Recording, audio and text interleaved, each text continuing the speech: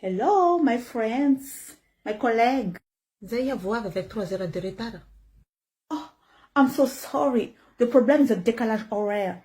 Misy olo am bureau to tsy mahay hoe CICI nanao formation 2 jours à New York. Fa zahay avao ro manao asa nao am bureau to iha lavatar avao décalage horaire.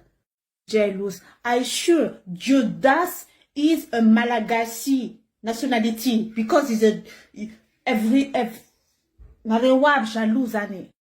Tsy fanapahako anao fa barefitsy olo tia. Miasa ty liatsika toy. Tsy misy mizaloanao zany mihitsy ty eto. Tsy vao 2 andro nandehananao andafy anke no manao sady tsy mahay miteny gasy abakao. Vao tsy amy 7 andro ty nalanao Madagasikara. Vandivandy. The dog is mivovo. CICI is pes. Iharaiky ro dog. Mrs. Rakutusua miadana. Lai. Na mivola Rakutusua miadana tsy hainy. CICI. Tsy mahatonga dossier n'olo toy lavatonao incomplete avao tsy mety vita io. It's not my fault. Name is incomplete.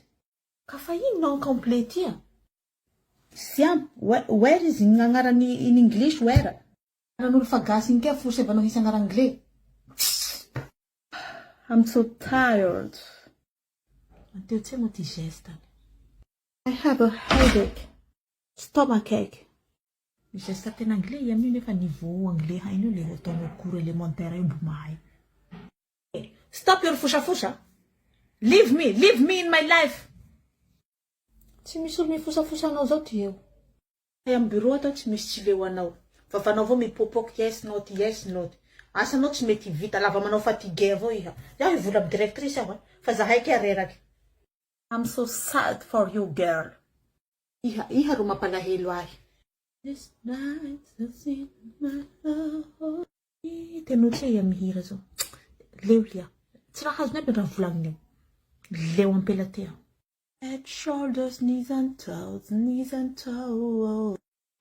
Madame CICI. Morning, directrice. Misy olona tsy menmenanao ny ato amin'ny bureau. Tsy haiko mbola reraka ihany ianao mizany décalage horaire ny iainanao zany.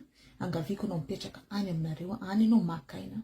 De rehefa miverina koa ny fahaizanao miteny malagasy, zay ianao vao miverina ty satria lasa manahirana le izy indrindra am'izao asa ataotsika izao. Oh, the colleague, all is jealous me.